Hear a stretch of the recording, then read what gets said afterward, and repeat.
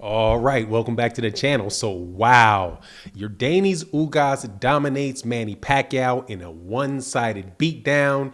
The fight turned out just pretty much like I thought it would, and I told you multiple times. Let's talk about that in this video.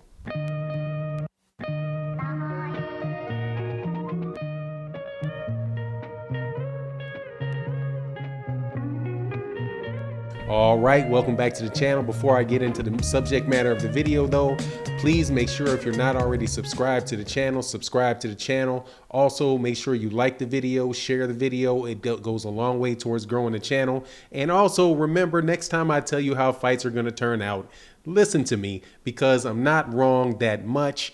The fight between Manny Pacquiao and Yordenis Ugas was a very, very entertaining fight for me because I got to see what transpired be exactly what I thought was going to transpire. And that was Manny Pacquiao at 42 years old was too old, was not physically near enough to his prime to be effective against a world-class, top-level, sharp welterweight like Yordenis Ugas. Yordenis Ugas, like I said, is one of the top 4 or 5 welterweights in the world. And in my opinion, despite what the commentators were saying about Manny Pacquiao, I thought that they were kind of caught up in the hype. Manny Pacquiao was getting dominated throughout the whole fight by Yordenis Ugas. Specifically, Yordenis Ugas was very, very patient in his offense, and he pretty much neutralized everything that Manny Pacquiao wanted to do, even despite the fact that the referee was really preventing Yordenis Ugas from fighting very freely. So pretty much the way that the fight turned out is that it was a tale of Yordenis Ugas's right hand and the inability of Manny Pacquiao to pretty much set up or do anything during the fight. Yordenis Ugas' defense was there and sharp and on point the entire night. Anytime he had multiple ways to handle what Manny Pacquiao was bringing to him, and whether it was getting out of the way of the bull rushes of Manny Pacquiao or whether it was just dipping slightly to the side, standing put and countering Manny Pacquiao, he just, as far as like the total ebb and flow of the fight, Yordenis Ugas was in control of it the whole time, and in my opinion, he completely dominated it. Listening to the commentators, though, you would have sworn that the fight was close. I'm telling you, if Manny Pacquiao was not Manny Pacquiao and he did not have the name and the fanfare that he did in that fight wouldn't have been scored anywhere nearly as closely as it was scored, because Manny Pacquiao was ineffective throughout that entire fight. Never had Yordenis Ugas in any trouble. Yordenis Ugas was the only one landing significant shots, powerful, hard shots throughout the fight. Manny Pacquiao might have landed 2 hard, real flush shots the entire fight. Or Yordenis Ugas had some marks over his head. Now, Manny Pacquiao, here's the thing with Manny Pacquiao. Manny Pacquiao it's just what I said it was going to be. Manny Pacquiao got old tonight, and he's been out of the ring. He's had 1 fight in the last 4 years. I don't know what anybody was really expecting from him. I took a lot of abuse. If it sounds like I'm gloating a little bit, it is, because I had been making video after video saying, look, and trying to draw people to this point. 42 years old is 42 years old. When you have been in the ring and you've been fighting professionally 27 years, that's 27 years of wear and tear that eventually is going to take a toll on your body. People were talking about how quick he looked, how quick Manny Pacquiao was looking in his workouts that were on ES News, that were on Fight Hype. And the entire time I was saying, look, those are cones. That's not being under the stress of the lights, a stress of somebody else that is training and whose physical peak, who is closer to their physical peak than you. And especially in a weight class where Manny Pacquiao is the smaller guy dynamically. As far as like the structure of his body, Yordenis Ugas was able to pretty much beat Manny Pacquiao with a jab, straight right hand.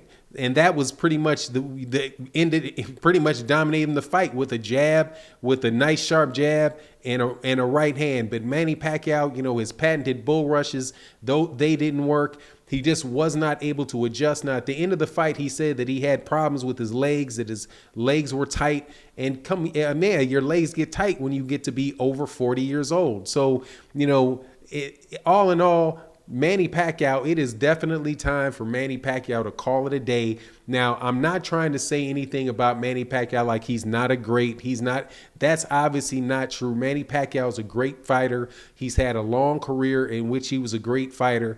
But people kept looking at Manny Pacquiao at 42 as if he was the same guy that was 27 or 33 or even 35. And when he beat Keith Thurman, who was coming off of a 2-year layoff himself. And even then, Manny Pacquiao had difficulties with Keith Thurman in the second half of the fight. Manny Pacquiao got an early knockdown, and then he wound up being able to take advantage of that knockdown, win some early rounds. But then as the fight went on with Keith Thurman, Manny Pacquiao wound up getting hit a lot with flush, straight right hands, and that was something that Manny Pacquiao was not known to have happen to him back when he was really as quick. If you look at the Manny Pacquiao today and you go look back at the tapes of Manny Pacquiao 10 years ago, they really look like two different people. I mean, they physically look like they're the same person, but he just looks a lot thicker, a lot more muscled, a lot more heavy. He looked more slow. It was just, he's pretty much a shell of himself. And then, and he's at the point of needing to retire.